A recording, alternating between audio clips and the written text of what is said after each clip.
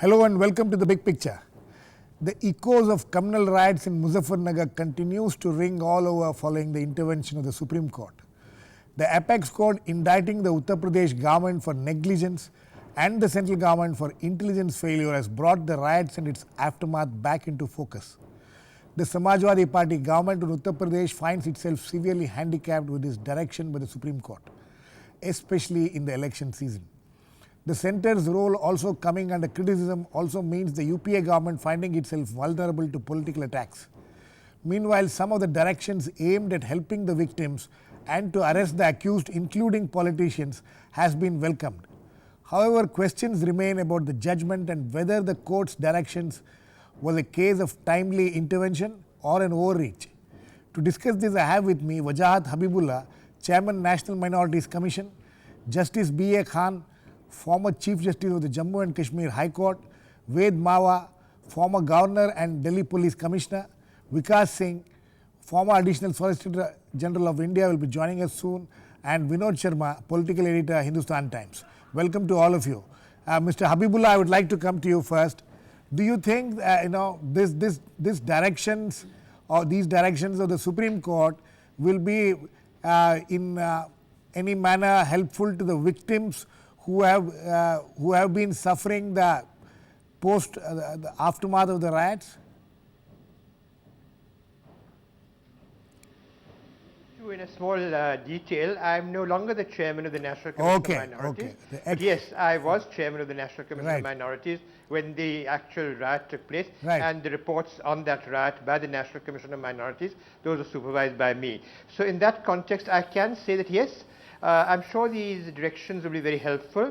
The question is that, the Supreme Court has observed that there was a failure of governance, which is what resulted in the communal riots. And I think your other participants will agree with me that communal riots only break out of this magnitude if there is a failure of governance. Right. That is always the case. If there's no failure of governance, riots will not occur. Our laws and our administrative machinery and our police structure is strong enough to resist it. If there's a failure, it happens. Now, given that, the Supreme Court has, of course, talked about bringing the accused to book, which is something that the Commission had repeatedly advocated. But we had, of course, said that it must also be made certain that innocent people are not wrongly accused, because that vitiates the situation. And secondly, it is extremely important to bring bring relief to the victims, because there is a need to rehabilitate that society. It was a very cohesive, interdependent society. I've seen it. It is all broken up. It has to be brought together again. That is necessary for the social restructuring of that region. Will these directions bring relief to the victims?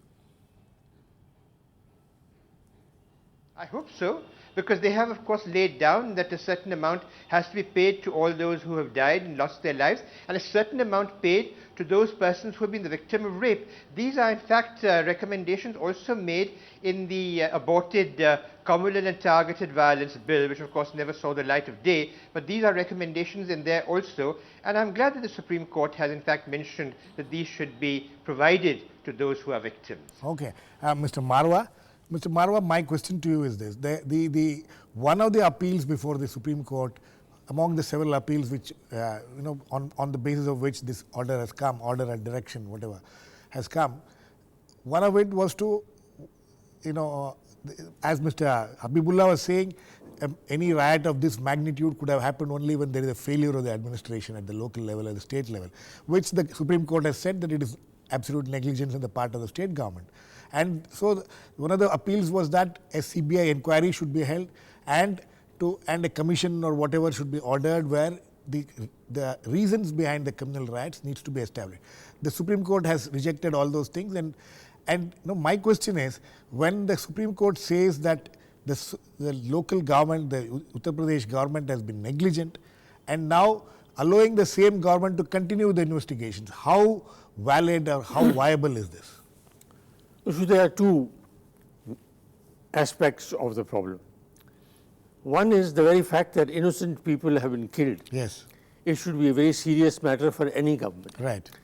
unfortunately in our country, not just killed, thousands have been displaced. Rendered homeless. Yes. In our country, human killing is, sorry. Human life. Human life is not taken very seriously. I'm sorry. Yes. Human life is not taken very seriously.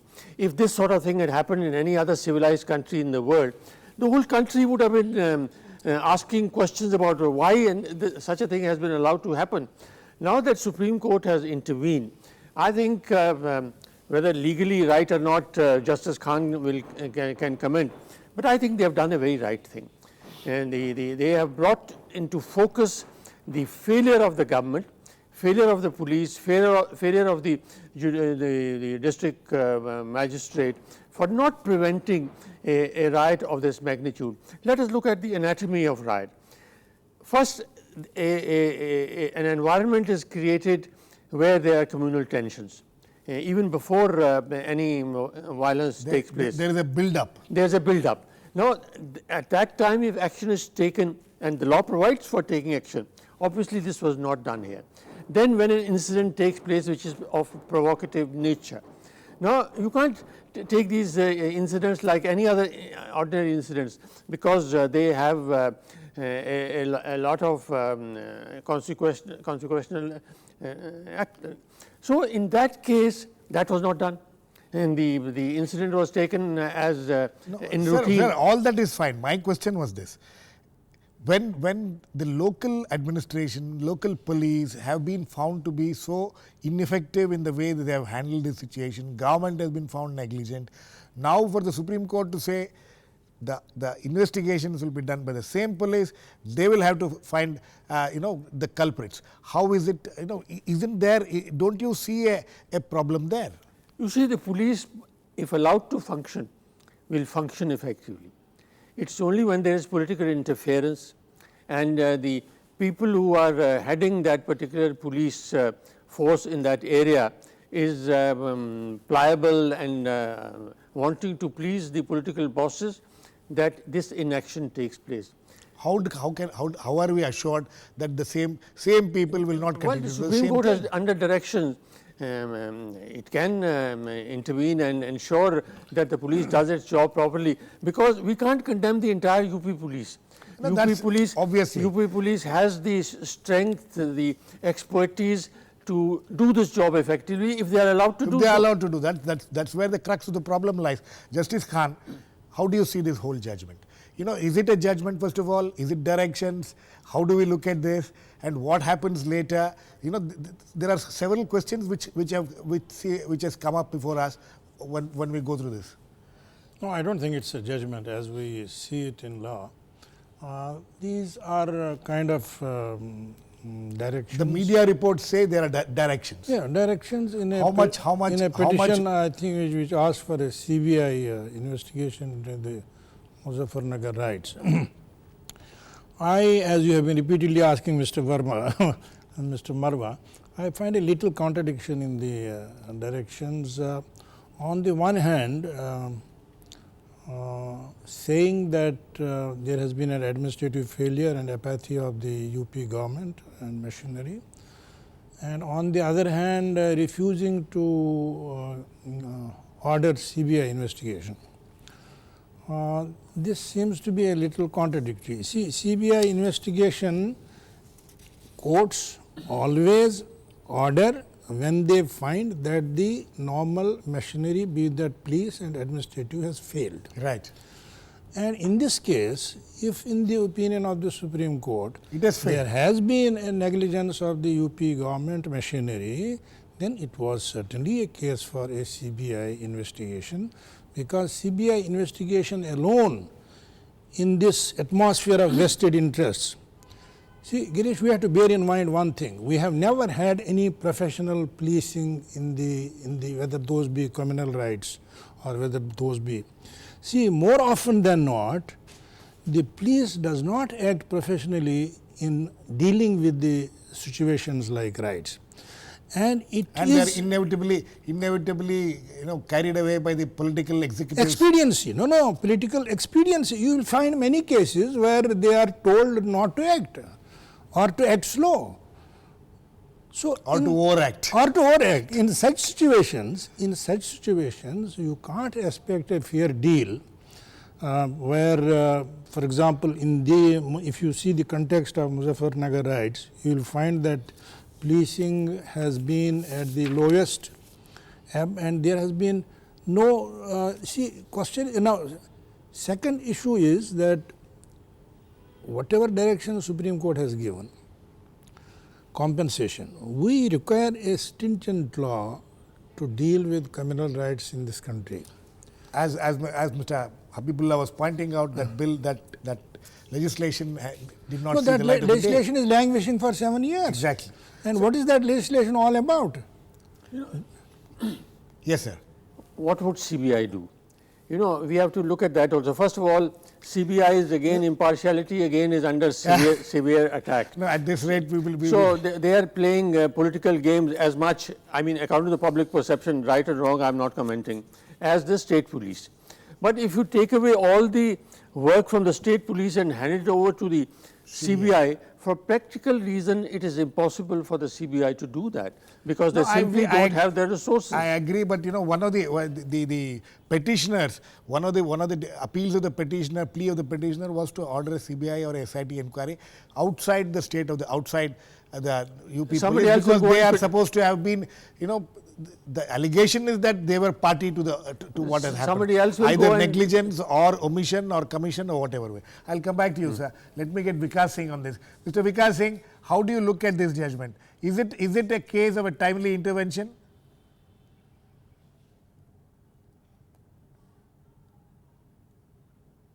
Mr. Vikas Singh, can you hear me? Yeah, I can hear you. Yeah.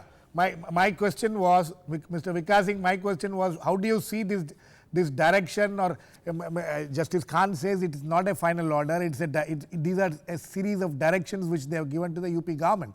How do you see them in the context of, in the context of what we have just discussed here in the studio with my guests here? Do you see this as something which it's a timely intervention, or do you see it as an overreach?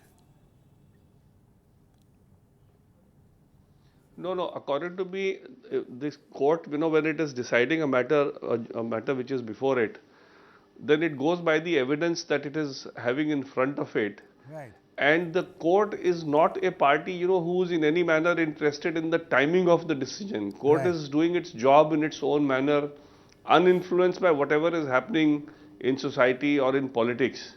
Because the moment court starts thinking of, that there is an election round the corner or one party will get benefited or affected, then a lot of orders will start coming one way or the other, trying to, sort of influence the outcome of the election.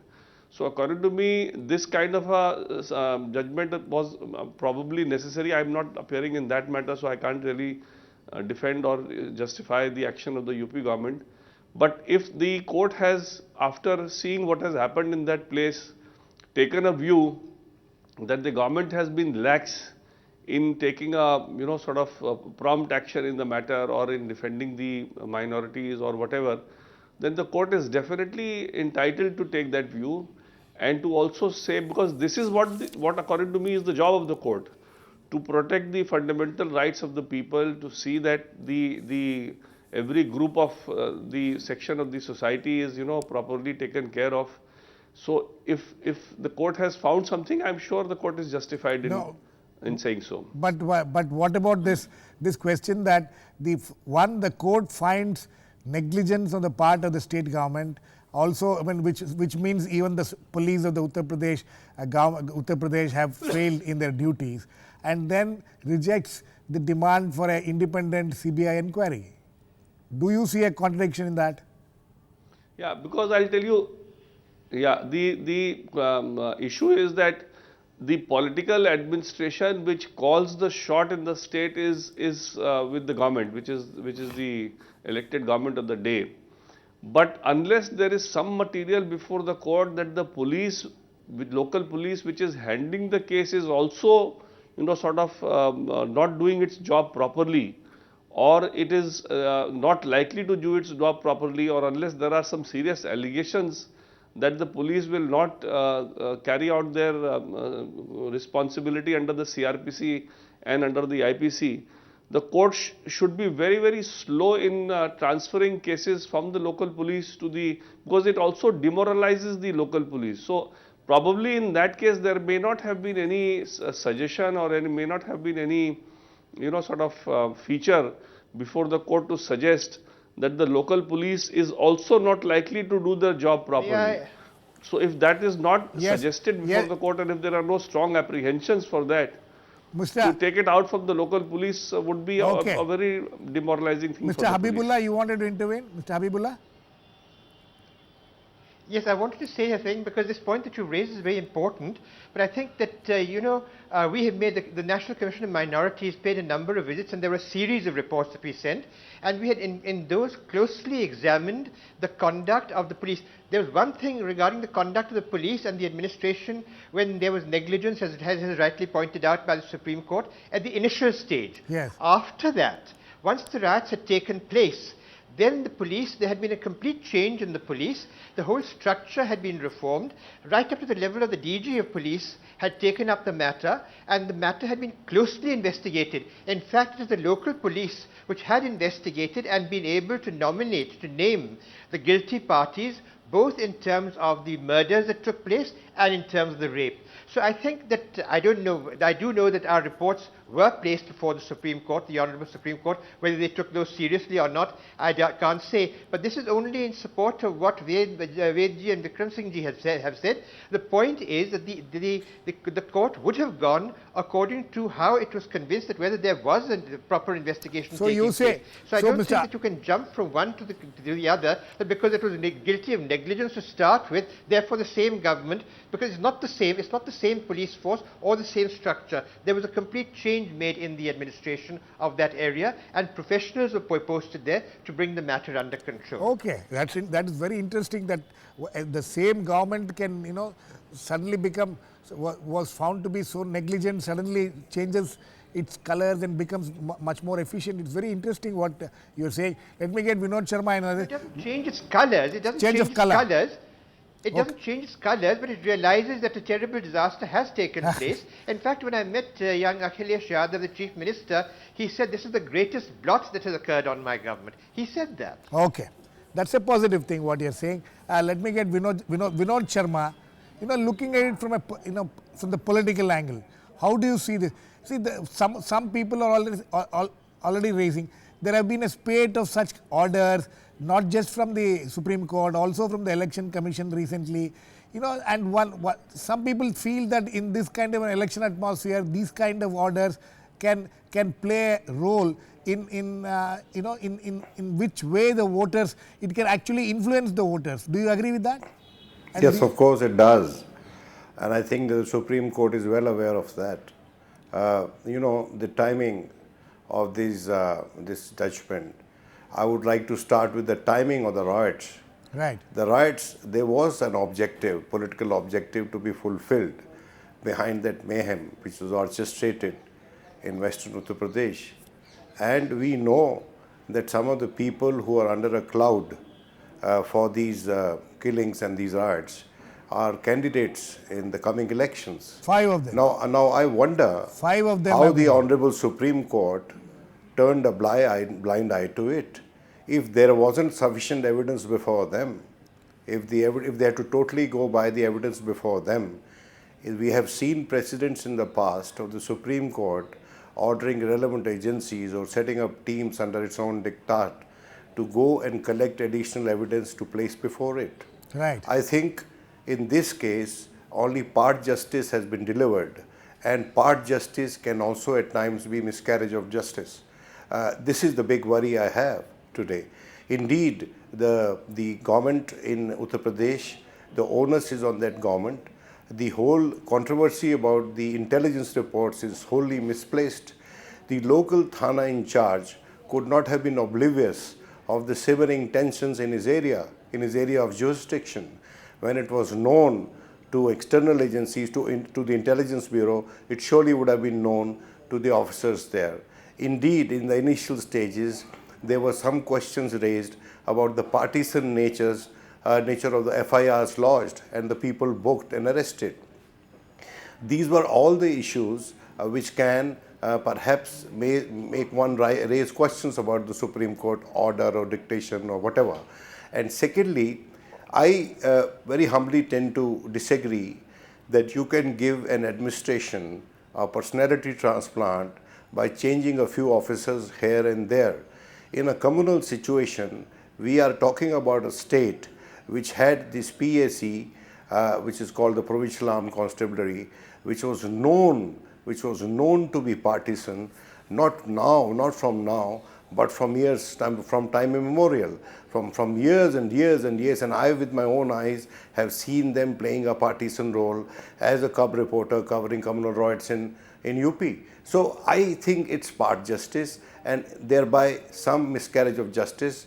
This is going to be exploited politically by the same very people who had a hand in orchestrating these riots. And it's very sad and tragic that in the name of reaching relief to the victims, the Supreme Court also has willy-nilly, and I don't think consciously, has reached relief to the politically ambitious people in that area. Okay. That's, Mr. Marwah, this is a serious concern. Though, as Mr. Vikas saying or Mr. Habibullah, or, I'm sure all of you will say that the courts should not take note of these circumstances. It should act, according to what is before them, and should not be bothered about the consequences, whom it will benefit and whom it will not benefit. But this is a real issue, what Vinod has raised. Second thing, do you see, you have been an police officer and you have held so many posts, including governor and things like that. Do you see the judiciary evolving into a different, say from 1984, what you saw in your own eyes in Delhi, 2002, now 2014, do you see the way there is the evolution of the judiciary, the higher judiciary, when it deals with these kind of cases? Why is judiciary intervening and the public is accepting that? It is because the executive is not doing its job. If there is a failure at one stage, immediate action should be taken by the executive at the higher level. That is not being done. Merely transferring it from one executive body to another executive body necessarily doesn't solve the problem. You have got to get into this, then the police reforms and the administrative reforms, that's a different subject. But you can't get the desired results unless that is done. Here there is an obvious failure of the police at some level. Now, at what level, only an inquiry and investigation can find out. And the people who are guilty of that failure should be identified and punished. That is exactly the point. Guilty have to be punished. First, we have to find out who are the guilty. Now, who is going to do that? The same police? No, it's not the police. You see, if there is apathy, if there is connivance, malafide, that can all be determined. We can't just jump to the conclusion, and the court certainly can't jump to the conclusion that the whole government in UP was so politicized that for political benefits they allowed these riots to take place. There is no evidence so far, as Mr. Vikas Singh has said, in front of the court to come to that conclusion. Vinod, you wanted to... Well, I did not suggest, I think Mr. Marwah did not, I was wrong because I'm not in the studios. You see, I did not say that it was done by the government of the day. Government of the day was lackadaisical in controlling the riots, that is a given. And that is why these observations or directions have come. I am saying that people who could have been suspects and who could have been guilty or could have been, if there was summary justice and some fast-track trial done, those people, rather than seeking a mandate in the coming elections to sanctify whatever they did, wouldn't have been able to do that. The same very Supreme Court. Vinod, you have a very strong point. Same very Supreme Court, Girish, had given a judgment which it later revised, that if there is a person in jail, he should be disqualified from contesting elections. It later revised the judgment. It has also given judgments that people who are accused of any such offences which have a certain time period of imprisonment should be barred from contesting elections. And this is a great travesty of justice. You see, please, for God's sake, similarly, when the Zakia Jafri case happened, the SIT gave a report which was contradicted by the court's own amicus curiae, and then the court just sort of gave it all up and said, now you go and contest your case in the lower court in Gujarat, the same very Gujarat from where an earlier dispensation in the Supreme Court had transferred cases out for trial. Vinod, I got a point. If we accept accusation as a ground for debarring any political candidate, then we are in a very dangerous. I don't think he was mentioning that. I did not say that. No, I know, Vinod. No, it will come to that. No, Vinod, it's okay. Justice Khan, has there been an evolution? The question which I asked Mr. Marwah, has there been an evolution in the way the judiciary looks at these kind of issues from 1984 to 2002 to 2014? There has certainly been. But there has been an overreach also at times. And Vinod says that it's a little disturbing how these things have happened. Do you share that same concern of Vinod Sharma? I do to some extent, because what Mr. Vinod Sharma says, that is his perception from outside. But that necessarily may not be compatible with the court functioning, because court functioning is on a different footing altogether. But as far as evolution is concerned, as Vikas was saying, it becomes the court's duty. When you approach a court with a violation of the fundamental rights of the large majority of the people, then how does court react to it? And if court reacts to it, you can't call it an overreach. And in this case, court has not reacted it in the adequate measure as it ought to have, perhaps. For example, if there was a court, it could have monitored the giving of the compensation. If there was a court, it would have taken action. It would have asked for fixing of the accountability. It would have taken action against those authorities who were responsible for these helpless people living in inhuman conditions, as we saw in the media, in what conditions they were living and how the government machinery was celebrating on the one hand. So it's all in court's powers. See, Article 21. But at the end of the day, you see that there is some contradiction in the way the court has approached the issue. Because as Vinod was pointing out, see, once you say that there is a failure of the machinery, which means police also. And then you give the responsibility back to that same machinery, hoping. Then what do you get? What will be the outcome? Mr. Habibullah feels that there has been some change in the. No, so after the event, you may have whatever change. How does that matter? For example, you kill 50, in this case there are 50 deaths, you may change an officer here and there, and you may have some kind of a stability which might be organized otherwise also. What does that prove? Right. Very quickly, Mr. Habibullah, very quick last words to you. You think that, in the larger interest, it would have been better if there had to be, if there was a inquiry ordered from outside Uttar Pradesh by an independent agency, or do you still hold that what you said earlier, that there has been a change? I don't know if I would still agree with my friend Mr. Marwah, my friend and my mentor. The point is that it is known who the people are who were guilty in the first phases. This includes people among the political leadership. It also includes people from within the administration. Those are named. We have even named them in our report. So we will have to. This happened earlier also in the Hyderabad, Makkah Masjid blast. The persons who fabricated cases, they were named. It is important. It is important that action should be taken against them. Having a further inquiry will only delay the matter. And, and I do realize that the Supreme Court decision has not voiced any opinion in regard to that. I do agree that such persons, action should be taken against them. But I also, it's not a question of a few changes here and there. There has been a complete change in that complete administration. Okay, sir. From the top to the bottom. I'm sorry, we completely run out. Sir, we are completely run out of time. I'm sorry, we completely run out of time. We need to end here. But as all the panelists, there are slightly different opinions. We'll have to wait and watch how this whole inquiry will proceed further and whether the victims of Muzaffarnagar will find justice. We'll wait and watch. Thanks to all my guests, Justice Khan, Marwah, Habibullah, Vinod Sharma and Vikas Singh. Please keep watching. We'll come back with another issue on Big Picture same time tomorrow.